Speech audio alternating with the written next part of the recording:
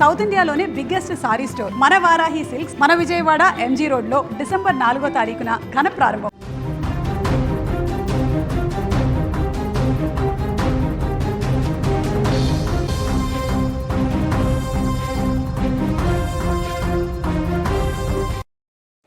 నేటి సమాజంలో రోజురోజుకు మానవతా విలువలు దిగజారిపోతున్నాయి. క్షణికానందాల కోసం వావై వరుసలు లేకుండా ప్రవర్తిస్తున్నారు కొందరు మూర్ఖులు. ఇక్కడ మనం చెప్పుకోబోయే మహానుభావుడి గురించి మాట్లాడుకోవాలనుకుంటే, పెళ్ళై ఇద్దరు ఉన్న పిల్లలు వేరే మహిళతో వివాహేతర సంబంధం పెట్టుకున్నాడు వ్యక్తి.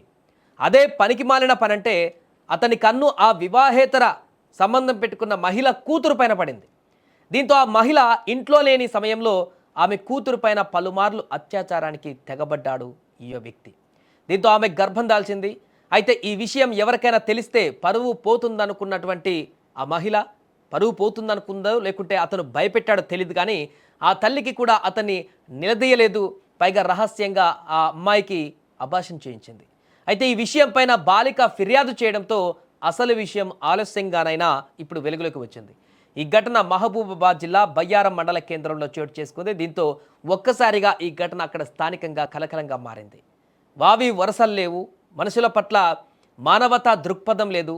విచ్చలవిడిగా మారిపోతున్నటువంటి మానవ సంబంధాలలో ఇలాంటి ఘటనలు తరచూ వెలుగులోకి రావడం తీవ్ర ఆందోళన కలిగిస్తోంది. మన ఆంధ్రప్రదేశ్లో కూడా ఇలాంటి ఘటన ఒకటి వెలుగులోకి వచ్చింది. పెంపుడు తండ్రే దారుణమైనటువంటి ఘటనకు పాల్పడ్డాడు కూతురు పైన.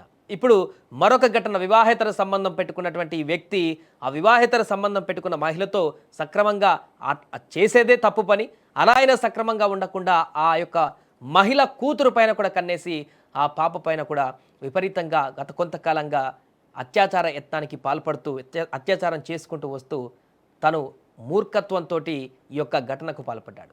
గర్భం దాల్చడంతో ఆ ఘటన అబార్షన్ కూడా చేసిన తర్వాత పాప బయటికి చెప్పడంతో ఈ విషయం బయటికి రావడం జరిగింది. లేకుంటే ఇంత దారుణం జరిగినా కూడా ఈ ఘటన అలాగే చచ్చుబడిపోయేది.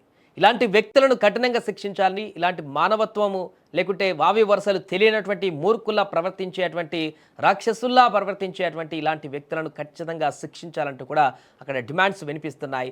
పూర్తిగా బిడ్డ వరుస అయ్యేటువంటి మహిళ తను, అలాంటి మహిళ పైన కూడా బాలిక పైన కూడా ఇంత దారుణమైనటువంటి ఘటనకు పాల్పడినటువంటి ఆ వ్యక్తి పైన ఇప్పటికే పోక్సో కేసు నమోదు చేశారు పోలీసులు.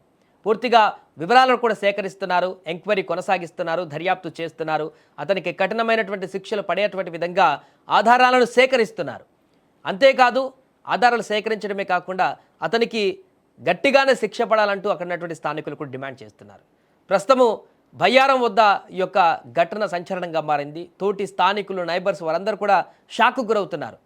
ఇంత దారుణమైనటువంటి పనికి ఒడిగడతాడు ఈ వ్యక్తి అని చెప్పేసి మేము కూడా అనుకోలేదు. ఇలాంటి వ్యక్తి మా ఏరియాలో ఉండడం చాలా దురదృష్టకరం అంటూ చాలా బాధపడుతున్నారు ఆ వ్యక్తులు కూడా. వారందరూ కూడా తీవ్ర ఆవేదనకు గురవుతున్నారు. ఎంతకాలంగా ఆ పాప ఈ మానసిక హింసను భరించింది, ఎంతకాలంగా ఈ మానసిక క్షోభను భరించింది, ఎన్ని రోజులుగా తన అవస్థను తన కడుపులో పెట్టుకుందనేటువంటి విషయాన్ని కూడా ఇప్పుడు గుర్తు చేసుకుంటూ బాధపడుతున్నటువంటి దృశ్యాలు అక్కడ ఏర్పడుతున్నాయి. ఏదేమైనా కూడా మహబూబాబాద్ జిల్లా బయ్యారం మండల కేంద్రంలో చోటు చేసుకున్నటువంటి ఈ ఘటన అయితే ఒక్కసారిగా సంచలనంగా మారింది.